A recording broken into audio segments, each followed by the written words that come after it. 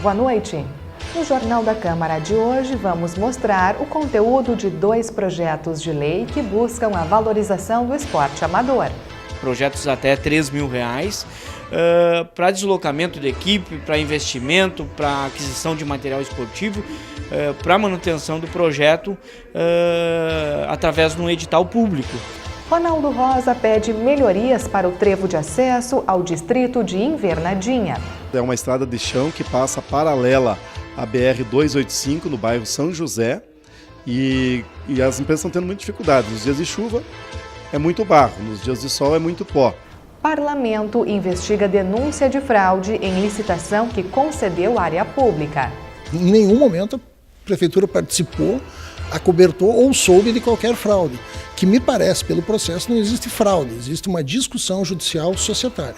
Candidata à reitoria da UPF visita o Legislativo Municipal. Um parceiro muito importante e nós precisamos juntos trabalhar e principalmente fortalecer esse vínculo das comunidades com a universidade.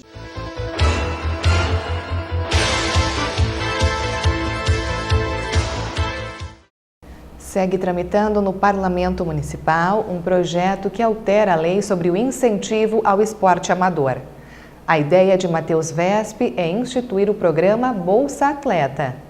Mas, além dele, um texto do Executivo que também busca a valorização desta área foi aprovado na plenária de ontem. Veja na reportagem de Ana Paula Koenemann. O vereador Matheus Vesp quer estimular a prática esportiva e o surgimento de novos talentos. Para isso, cada atleta selecionado receberia um incentivo de R$500 a R$1.250 por mês.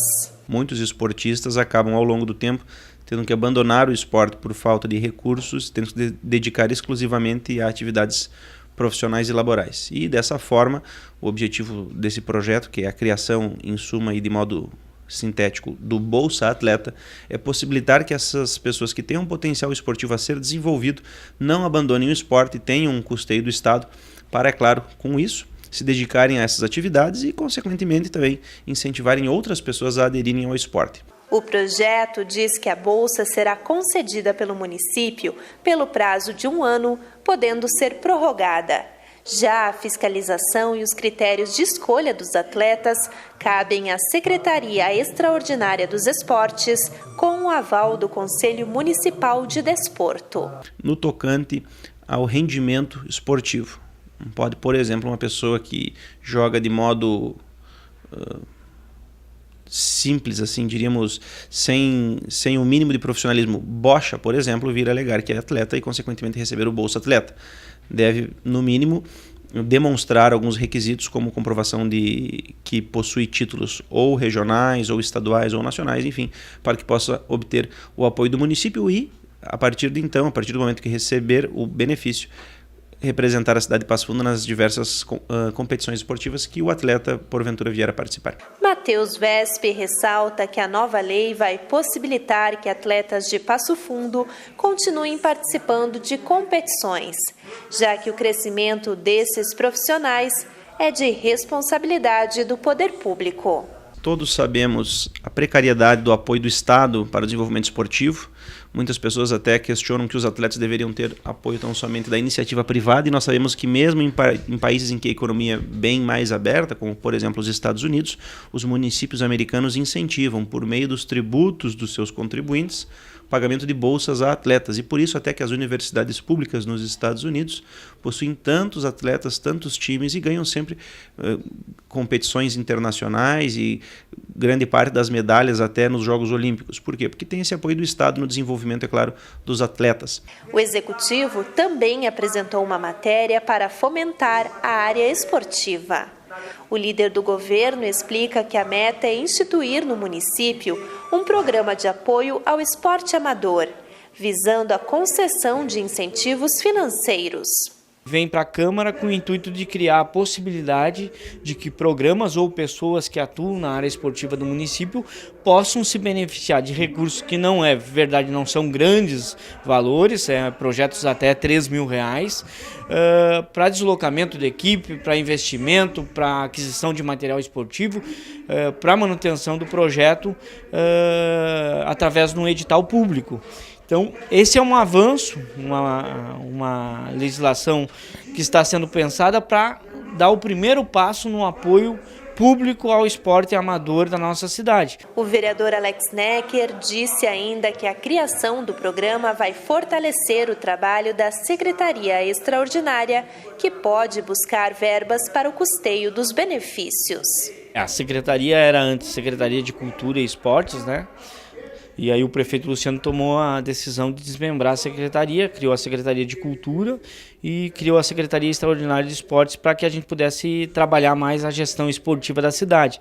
Mas sem dúvida nenhuma, é um programa importante que pode buscar recursos federais para propiciar o desenvolvimento do esporte local, mas como eu volto a frisar, é uma primeira experiência de um programa que, assim como outros voltados para a cultura, para a adoção de praças, para a prática do lazer, iniciaram com um aporte relativamente modesto, mas que vem paulatinamente a cada edição crescendo e se concretizando como uma experiência pública importante. O projeto de lei do Poder Executivo, que institui o Programa Municipal de Apoio ao Esporte Amador, recebeu parecer favorável de todas as comissões permanentes da Casa. A decisão foi seguida em plenário pelos vereadores, que aprovaram o texto por unanimidade.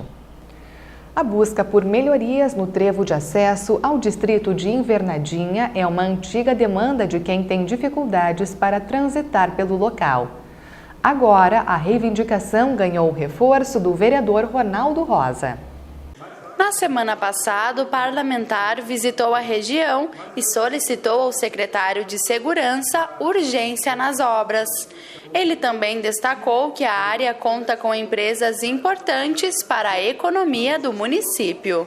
Ali as empresas já estão há cerca de 5 anos, até um pouco mais, algumas, e estão aguardando melhorias no acesso. São 8 empresas importantes que trabalham com máquinas, implementos agrícolas, trabalham com distribuição de gás e que estão gerando empregos, estão gerando impostos para o município, receita para os cofres públicos e ganharam, é bem verdade, a área através de licitação na época, processo que é o processo normal e regular de ser feito, mas com a promessa de que o Poder Executivo mais adiante iria ajudar na questão do acesso a essas empresas. Então, são 8 empresas, é uma estrada de chão que passa paralela à BR-285 no bairro São José e as empresas estão tendo muita dificuldade. Nos dias de chuva é muito barro, nos dias de sol é muito pó.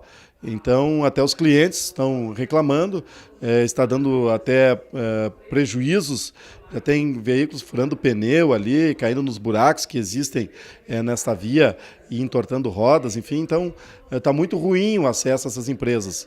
E por gerar empregos, por serem empresários que estão empreendendo aqui na nossa cidade, eles merecem mais atenção.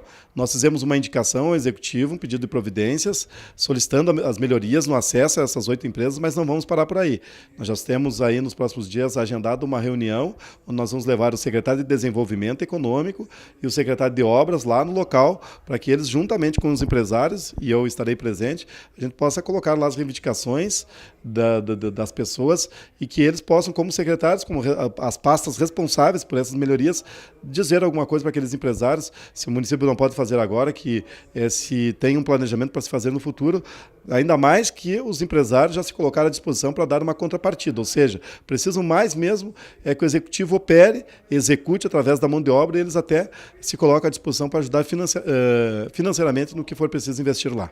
Para ampliar o número de pessoas contempladas a cada rodada e ter uma distribuição mais atrativa dos prêmios em dinheiro, o programa Nota Fiscal Gaúcha terá uma nova formatação a partir do sorteio deste mês. Os valores agora somarão R$ 930 mil e o prêmio principal ficará em R$ 100 mil. Desta maneira, a cada sorteio serão mais de 1.000 participantes contemplados. As mudanças já farão parte da extração de maio, marcada para a próxima sexta-feira. E depois do intervalo, você vai ver. Legislativo investiga denúncia de fraude em licitação que concedeu área pública.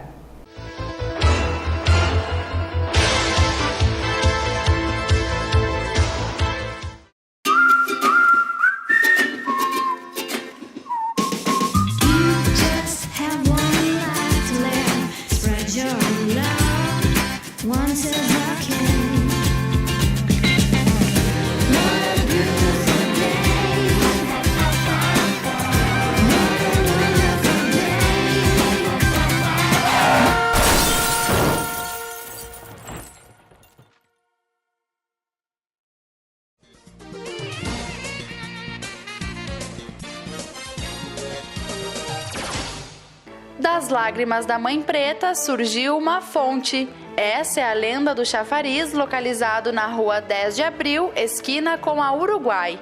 E dessa fonte, quem bebesse voltaria às terras de Passo Fundo, conforme contavam os primeiros moradores daqui. A primeira construção do chafariz foi realizada pela Câmara de Vereadores em 1863. Após sua construção, a praça sofreu 3 reparos, sendo que a última aconteceu em 1982.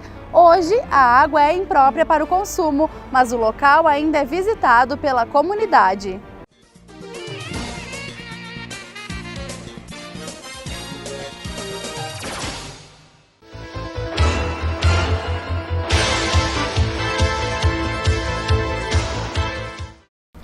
A Comissão de Constituição e Justiça convocou uma reunião para investigar uma possível fraude envolvendo a concessão de uma área pública.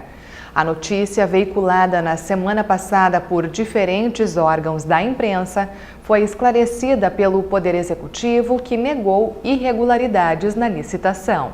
A Hidroltec, vencedora da licitação, deveria receber um terreno de 1.500 metros quadrados com um pavilhão para a implantação de uma indústria que produz e vende cilindros hidráulicos. Aos vereadores, o procurador-geral do município, Adolfo Freitas, explicou que não houve irregularidades no processo. Mas como a denúncia envolve a prestação de informações por parte da empresa, o projeto de lei que trata do incentivo será retirado da casa. O processo licitatório é um processo público, né? Todas as pessoas têm acesso. A prefeitura em nenhum momento compactuou ou participou de fraude, se é que existe essa fraude, né? O que existe é uma discussão judicial acerca de relação comercial, societária, entre os proprietários dessa empresa Hidroltec e uma outra empresa. Mas em nenhum momento isso chegou até a licitação, isso também não diz respeito à licitação, né? O nosso processo foi legal, jurídico, né?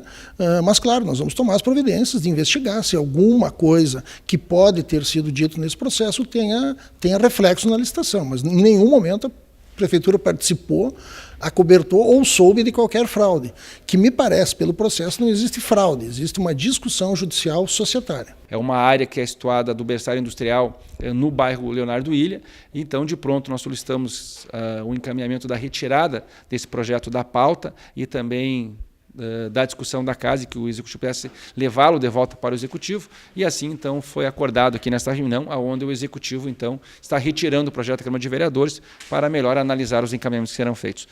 Mas de muito claro, não há fraude na licitação, nós acompanhamos, e eu tive, por ser uma área específica na comunidade onde eu resido, onde eu me criei, eu acompanhei todo o processo licitatório, porque tenho interesse também daquela área que estava degradada, estava parada, que pudéssemos ali gerar emprego e renda.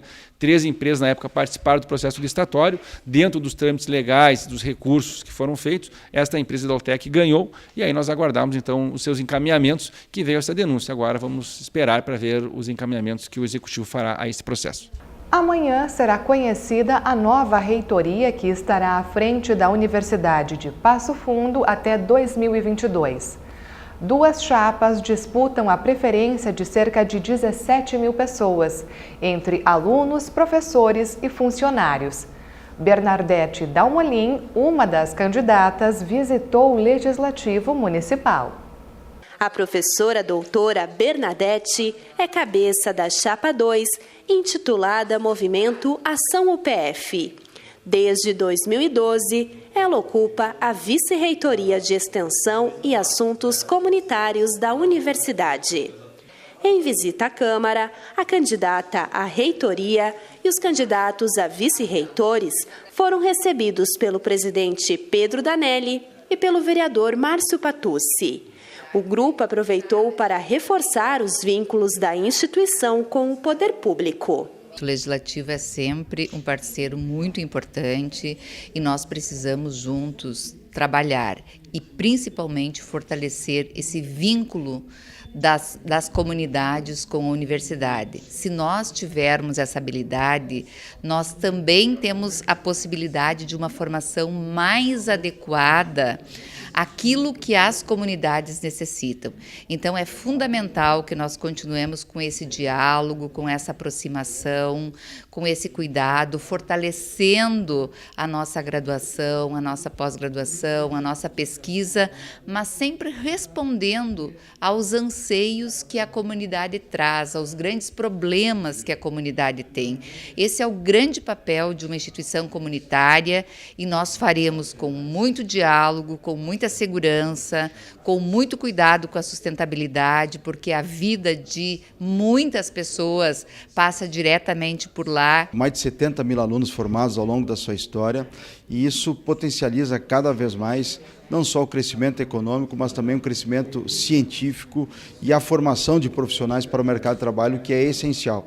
Eu também sou professor lá e sei muito bem da qualidade do serviço e da preocupação que a gestão da universidade tem com toda essa gama, né, de ações, do conhecimento, como eu já disse, também da pesquisa e da extensão. O que a gente torce é que, de fato, a nova reitoria que passa a assumir a partir da metade do ano tenha toda a capacidade de continuar com esse movimento pelo crescimento aqui de Passo Fundo. Então a gente fica muito feliz que pessoas sérias, pessoas capacitadas e com condição tenham essa habilidade de fazer com que a universidade possa ser, além dos seus 50 anos, sempre mais forte, sempre crescendo, né, e contribuindo com as comunidades. Importante a visita da Chapa 2 aqui na Câmara de Vereadores para colocar a nós, a presidência, a mesa diretora, os demais vereadores, o seu projeto para a universidade. E também a gente reforça essa oportunidade, caso eleita essa chapa, né, continuar com a nossa parceria que temos junto com a universidade, inclusive com projetos, às vezes gratuitamente, que faz aqui para a Câmara.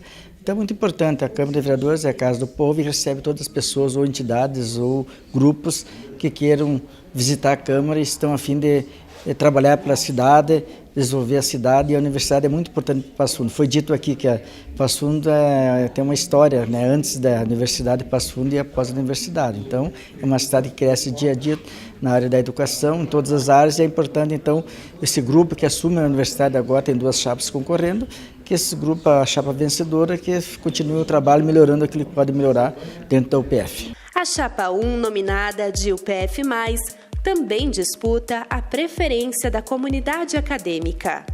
O candidato a reitor é o professor doutor Agenor Dias de Meira Júnior, que atualmente está à frente da Vice-Reitoria Administrativa. Maximizar a excelência profissional e o espírito solidário e colaborativo na universidade é um dos objetivos desse grupo. A votação para a reitoria da UPF inicia às 9 horas da manhã e se estende até às 9h30 da noite. Para participar, é necessário um documento oficial de identificação. O voto é facultativo e tem peso diferente entre professores e representantes da comunidade acadêmica.